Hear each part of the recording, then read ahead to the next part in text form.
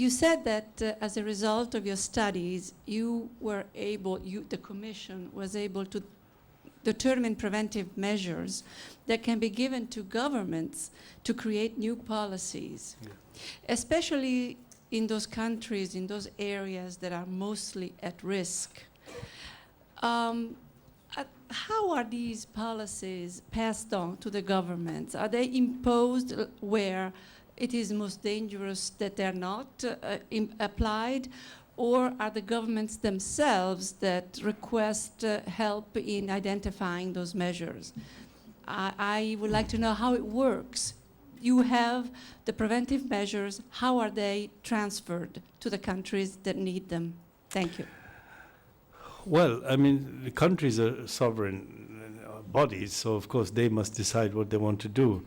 And most countries would make decisions on things like regulations, building regulations, in the light of the risks that we have talked about.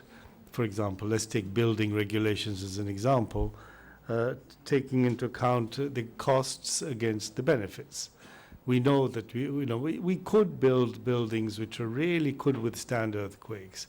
Even the one you had recently in Aquila, those buildings could have been built to withstand that pretty much, or at least 80% of the damages could have been avoided to that extent.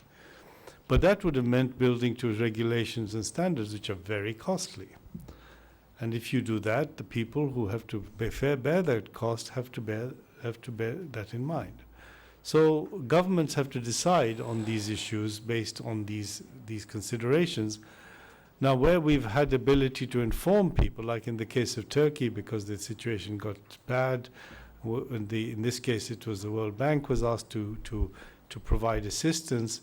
One of the things they proposed 2 or 3 preventive measures. One was to define certain zones in which certain buildings should not be built at all because it was too risky, and other zones where they should be built to much higher standards.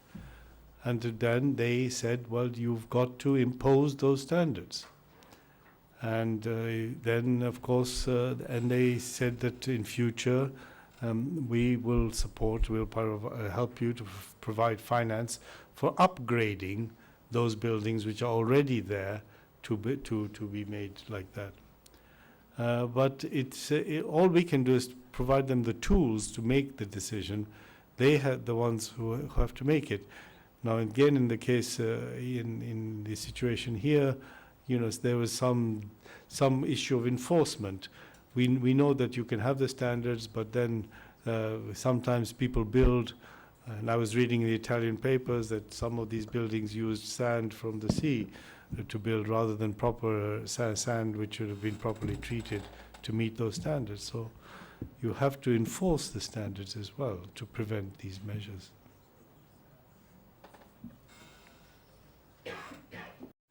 Well, I just want to ask about the physical capital thing. You said that normally they have no significance in the disasters, the damages occurred by the natural disasters. Well, maybe I'm going too much specific, but in case of Gulf of Mexico hurricane or Katrina, there have been a lot of damage caused to the oil rigs and all these things, which amounted up to, I think, millions of dollars. So in this particular case, do you think they are significant, or they can be accommodated in the case of GDP loss, because ultimately they are affecting the production and to the companies as well? Thank you. No, you're right. Of course, there is loss of physical capital as a result of most tsunamis, most natural disasters. The only thing I'm saying is that if you look across all disasters, the loss of physical capital is not the dominant factor. It seems to be what is dominating the calculations, both in our work but also in the work of other people, is the loss to human and social capital. That's the one which seems to suffer the most. Now, that's not to say that there isn't loss of physical capital. There is. But in most countries, the effects seem to be able to be made up relatively quickly. One can recover that capital. What one can't recover so easily is the human and social capital. one of the implications is that as soon as there is a natural disaster, everybody wants to send something to help. And of course, what do they send? They try to send mostly things to rebuild the physical capital. What they need to do is to send things to help to rebuild the human and social networks. And that's a very different kind of assistance program than what you need from a assistance program for physical capital.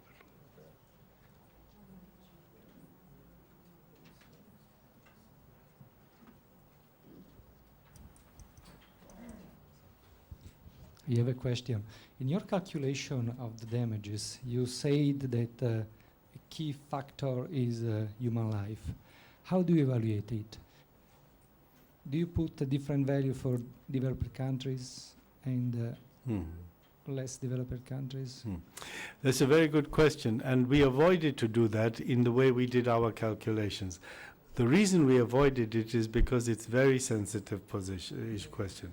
Sometimes if you try to value human life and say in Europe we use now 1 million euros, that's because we decide politically that that is what we will do. And it's a very important number. We use it because we make a lot of decisions about safety measures, about air pollution control, about many things using that number. And in these calculations, we did it a different way. What we did was we valued human and social capital as one category, but we calculated it as a residual. So we said a country has so much total capital, which we calculated based on the expected flow of income and the discounted value of that. And from that, we subtracted the physical and the natural, and what was left was the residual was the human capital. So in this way, we as we say in bridge, we finessed this rather problem of valuing human capital. Because if you try to value human capital, then you can see it will cause it will mean somebody will say in Bangladesh you don't need to put these safety measures because human life is only worth 500 euros, something like that. We don't follow that road. But you didn't choose a number, but the number is lower for least developed countries, of course, least or least. If you do go that way, it would be lower. It would be lower, and it would mean less safety standards. But it's natural, if you put up see the structures that they build in poor countries for housing. Those will never withstand a flood or a storm or an earthquake. They will fall first time you put it up.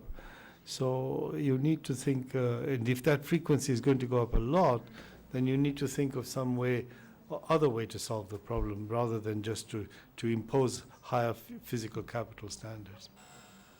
It would be interesting to do a sensitivity analysis in which you evaluate the life in developing countries, like in developed countries. Then you would have huge numbers for those countries. Yeah, that's true.